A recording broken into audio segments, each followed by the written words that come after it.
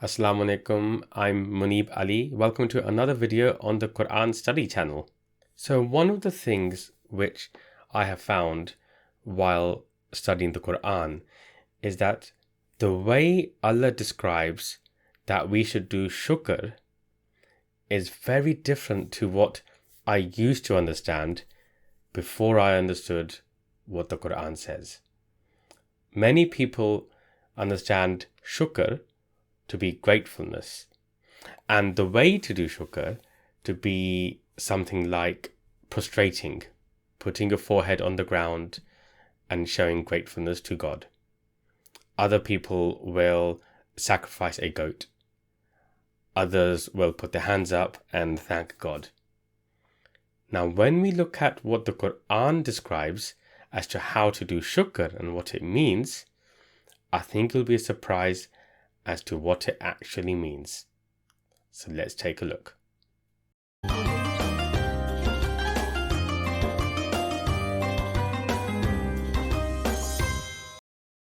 Okay, so the first thing that we should do is look at from the Qur'an in what context the word shukr is used. Okay, let's start off with this particular verse. Let's look at Surah An-Nahl, which is chapter 16, verse 78. And I'll read the English translation of this. And Allah brought you forth from the wombs of your mothers, not knowing anything, and made for you the hearing and the sight and the hearts, so that you may tashkurun. I've put in here in brackets, be grateful, because this is what most translations state. But I would rather for now stick to the actual word here, tashkurun, which is highlighted in the Arabic text as well. Now in this word, you can see shukr, tashkurun. And what God is talking about here is the fact that He gave us the capability to gain knowledge, because we knew nothing when we came from the wombs of our mothers. But He gave us the senses and the ability to gain knowledge. Okay, so let's just bear that in mind. Okay, next, let us look at one other verse. Same chapter, Surah An-Nahl, verse 14. And He is the one who subjected the sea for you to eat from it meat fresh, and that you bring forth from it ornaments, you wear them. And you see the ships ploughing through it, that you may seek of His bounty, and that you may be, again, tashkurun, in brackets here, be grateful, as is the most common translation. So you see here, God is talking about the capability that He has given to us to take advantage of the blessings and bounties contained within the sea. For example, there is food for mankind in the sea, and He has given us the capability to identify and find it and get it. Now, these are two verses, but in the Qur'an, there are many, many verses where God uses this word shukr in various combinations or permutations like tashkurun, yashkurun, etc. And because we're not going to have time to go through all of these individually, I've mapped out with the verse references the different types of things or contexts in which He has used the word shukr. There is the ability to gain knowledge and learn. We just looked at one, but there are several other verses that do the same. The ability to seek bounties within the sea. We looked at one, but there are several other verses with the same. Wisdom, care, love and nourishment. And He's using the word shukr in the context of these things that He has given to us. Wisdom, the fact that He has given us care, love and nourishment. He has given us the provisions to live, night and day, nourishing water, favors and bounties, etc., etc. And if you think about and try and summarize what this context is, it is about God's favors and bounties. So shukr is done in the context of the fact that God has given us so many favors and bounties. Okay? Now, next, let's have a look at the meaning of the root letters which form this word. So shukr is made up of the three root letters Shin, Kaf, Ra. And the meaning of this is to give thanks, be grateful, to realize or acknowledge one's favor. But there is more. It's also to become generous and bountiful. It's to become full of bounties and goodness for the benefit of others. To allow others to share in the bounties bestowed upon us. Can you see how these last three are slightly additional, supplementary to what the first couple of bullet points were telling us? The first couple of bullet points were telling us about realizing one's favor and giving thanks, which could be an uttering of thanks. But then if we look at the last three, they're much more active, and it's about sharing bounties. Now what we need to look at is in the Qur'an, how does Allah define this? Is it enough to be grateful in utterance? Or are there actions which He is suggesting is the essence of shukr? So let's start off with looking at this verse. This is Surah Saba, chapter 34, verse 13. And remember, we're looking at whether the word shukr is used for actions. Okay? The translation here is, they worked for him what he willed of elevated chambers and statues and bowls like reservoirs and cooking pots fixed. Okay, so this is about a community that is making certain things. It's constructing certain things. And what God says then is, work, O family of Dawood, in shukran. But few of my servants are shakur. Can you see what Allah is saying here? Allah is saying is work in shukran. Act. Do something. So can you see how the word shukran is used as an action? It's a commanded action. It is not simply an utterance of the word shukr or prostrating or bowing. It's about acting and working. So the question then is, what kinds of actions fall under the definition of shukr? What must we do as shukr?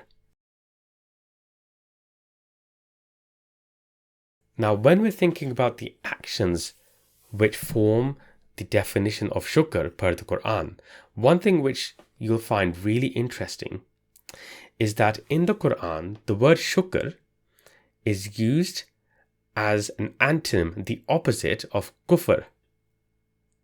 Let me say that again. Shukr is used as the opposite of kufr, which we have all heard of many times. Let's take a look in the Qur'an. So, let's look at Surah Al-Baqarah, which is chapter 2, verse 152. فَأُذْكُرُونِي أَذْكُرْتُمْ فَأُشْكُرُوا لِي وَلَا تَكْفُرُونَ. So remember me, I will remember you. And do ashkuru. Can you see here? This is using the word shukr. And do ashkuru to me. And do not do kufr to me. Can you see how Allah is using shukr as the opposite action of kufr? Now you might say, how is that helping us to define the actions, which is what this part of the study is about? But bear with me, we'll get there. Let's look at another verse which does the same thing. Surah Al-Naml, chapter 27, verse 40. Said one who with him was knowledge of the scripture, I will bring it to you before returns to you your glance. Then when he saw it placed before him, he said, this is favour from my Lord, to test me whether I am ashkuru or akfuru. Liyabluni ashkuru am akfuru. Whether I'm ashkuru or akfuru. Can you see how there are two different options here? One is ashkuru, you do shukr, and one is kufr. Again, can you see how the Qur'an is demonstrating that the two terms are opposite of each other? So let's carry on. And whoever shakara, then only he is yashkuru for his own self. And whoever is kafara, then indeed my Lord is self-sufficient, noble. Now there are so many messages in just that last part of the verse, and we're not going to be able to decipher all of it in today's study session. But what we can learn from this in the context of what we are studying today is that, number one, shukr is an opposite action to kufr. Okay? What we've also learned from this is that when we do shukr, it is for the benefit of our own self. And it says later that if you do kufr, then indeed my Lord is self-sufficient. So our Lord does not need shukr or kufr. Do you see, he doesn't need our shukr. He's ghani. He is self-sufficient. Can you see that? And God is saying here is that whoever does shukr, it is for the benefit of their own self. So if I do shukr, it is not for God. He does not need my shukr. It is for my own benefit. We learn that as well in this. Okay, let's keep moving on. It will come together, just bear with me. Now, there are many other verses where it becomes clear that shukr is the opposite of kufr, and I really encourage you to go and have a look at these. Okay? How God describes in several ways what he means by things. Alhamdulillah. Now, what we're going to do, what I like to do, is for us to make a notes sheet, like we do sometimes on these study sessions. Let's put shukr and kufr on opposite sides of the pages, and let's see what God says to us about shukr and kufr. Let's map it onto this grid, and that will help us to understand what shukr means and what kufr means, because shukr is the opposite of kufr. So once we start to map this, and I like doing it this way sometimes, when we start mapping what we're learning about shukr and kufr, it will help to illustrate and picturize for us what the definition really is. Okay, so first, let's go back to this verse, 27:40. This is favor from my Lord to test me whether I'm ashkuru or akfuru. And whoever shakara, then only he is yashkuru for his own self. And whoever is kafara, then indeed my Lord is self-sufficient, noble. Now, so what we can map on here to start with is that when we do shukr, it's in response to the favors and bounties of God. Remember it says here, this is favor from my Lord to test me whether I'm ashkuru or akfuru. Okay, so it's a response to the favors and bounties. And it is for the benefit of our own self. Okay? So those are the first two things we've noted down to help us to think about what shukr means. Now, let's move on to another verse.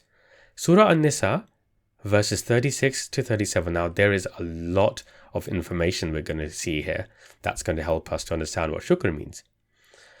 And serve Allah and do not associate with him anything. And to the parents do ihsan. And with the relatives, and yatama and masakin, and the neighbor who is near and the neighbor who is further away, and the companion by your side and the wayfarer, and who your right hands possess. So these are people who you are responsible for. So these are instructions that God is giving us about what to do. Okay, and it's under the definition of ihsan, doing ihsan. Okay, now the next bit is important. Indeed, Allah not love who is proud, boastful. The next verse continues. Those who are stingy and order the people's stinginess and hide what Allah has given them of his bounty. And we prepared for the kafirin a humiliating punishment. Now, to obtain what we're trying to extract from this, the lessons, let's split this into two. In yellow, we have the things that he has said to us that we must do. And in green, there are things that we must not do. And he says that these people are kafirin. They're doing kufr. And this is the way we're going to extract some more information about what shukr means and what kufr means. Okay? So let's go back to our notes.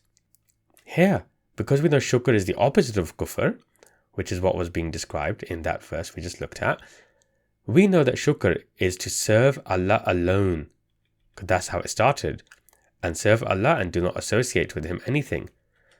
Serve Allah alone. And as part of this, do ihsan with parents, relatives, the needy, neighbors, your companions, wayfarers, and those under your supervision. Okay? Now you might say, okay, well, what is ihsan? Now we have done other study sessions where we have looked at how God describes ihsan in the Qur'an itself. For the purposes of this study session, let's summarize it. The definition of ihsan is to help address someone's or a society's weaknesses. In other words, to bring balance through your deeds towards others. Okay, so if you're addressing somebody else's weaknesses, you're bringing balance and equilibrium. Okay, to help keep the lives of people in proper and correct shape and form. That is ihsan. I'll give you a second just to absorb that. Right, what else have we learnt? We learnt about kufr. That kufr is about being proud and boastful. We also learnt that kufr is to be stingy and order other people stinginess. And to hide what Allah has given them of His bounty. Remember, you might have heard that kufr, the root meaning of kufr, is to conceal something, is to hide something. Well, here, God is beginning to describe what is being hidden. It's His bounty. Kafirin are those who hide what Allah has given them of His bounty. Can you see this? So, let's now map the opposite of these things into shukr.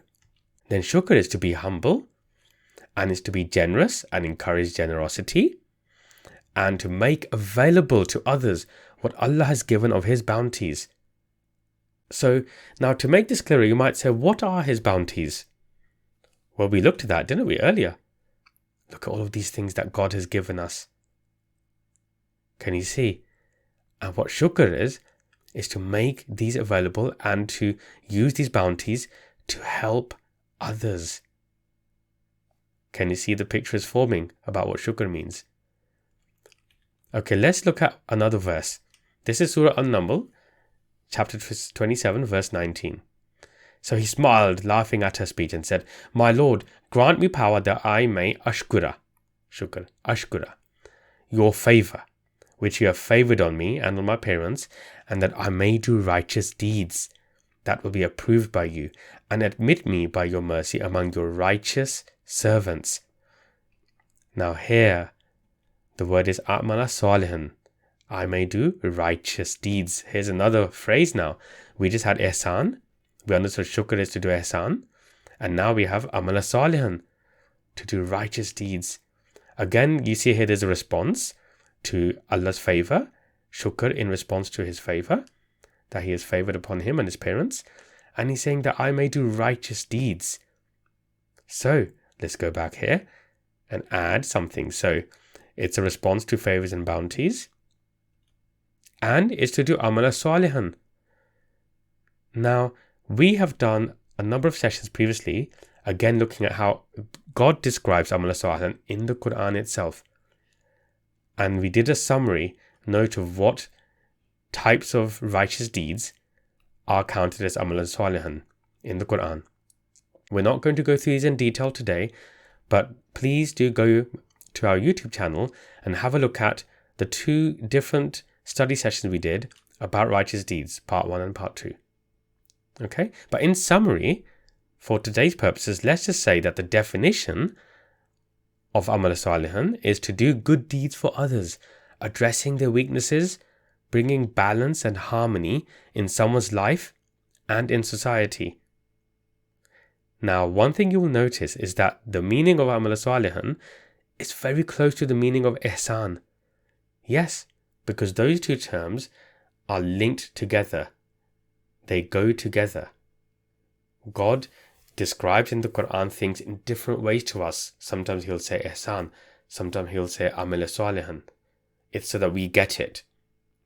He repeats things in different ways so we understand. Now, I want us to have a look at one other verse. Surah Al-Insan 76, verses 8 to 9. And they, the righteous, feed the food in spite of love for it to the miskeen and yatim and the captive. Only feed you for the approval of Allah, they say. Not we desire from you any reward and no shakuran. So these are righteous deeds being done for the needy, as we've discussed, but they do not desire anything in return. So that's another property, another point about shukr that we've just learned. Do not expect anything in return from people. Now look at what we've done here on this note sheet. We have described in detail shukr. And also what you've seen is that we've mapped out a number of things, characteristics of kufr.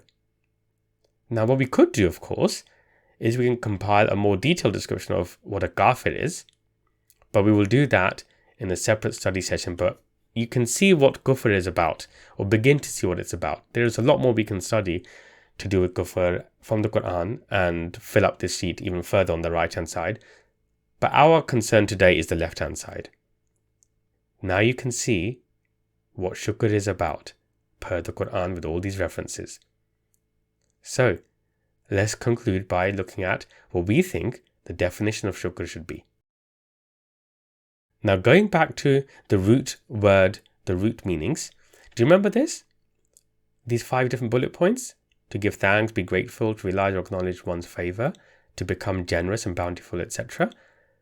Well, what we can see from the way God describes shukr in the Qur'an, that these last 3 are much more closer to describing the essence of shukr as described by God in the Qur'an. They are about being bountiful. It's about being full of goodness for the benefit of others and to share the bounties that have been bestowed upon us with others. Can you see that? So let's try and define shukr properly. I think we can start with this. This is the first part of the definition. It's a response to the provision of bounties by Allah. Yes? So in response to the provision of bounties by Allah to me, let's add to this, serve God by striving to make them available, them being the bounties, striving to make them available to and generously share with others. Okay? And let's just add one more thing. In order to bring balance, harmony, and peace in society. Now, this is a long definition, but this, I think, is the best way to describe and define shukr in the way that God uses this word in the Qur'an. The very essence of shukr is serving God by serving others. That is the essence of shukr.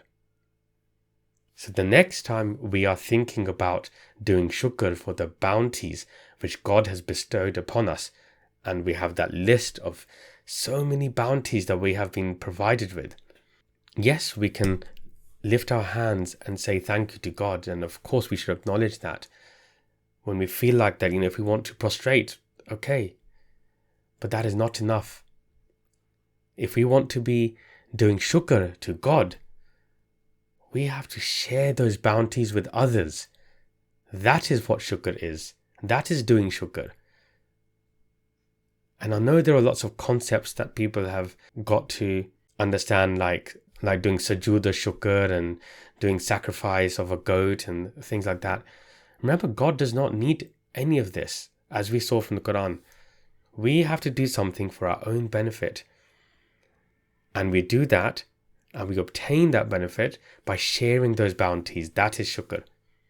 Now we're going to leave it at that, but before we close today's session, firstly, if you found this useful, please do click on like on the video on our YouTube channel, because that really helps to share this message. Please provide your comments as to whether you found this useful. As you know, I always respond to people's comments, well, as far as I can, and I always learn from you as well. Before I go, one further thing to let you know about a future video we will do. God describes what benefit we have by doing this type of shukr. Remember we said that this is for our own benefit? Well, God describes what that benefit is, which we will study in another session. And the other interesting thing about shukr is that God also describes himself as shakur. He does shakur. So what does that mean? So we're going to look at that again. We're going to study that in the Qur'an. So I hope that was useful. And please do subscribe to our channel. As you know, we launch videos very regularly. And inshallah, I will see you again very soon. Assalamu alaikum. أفلا يتدبرون القرآن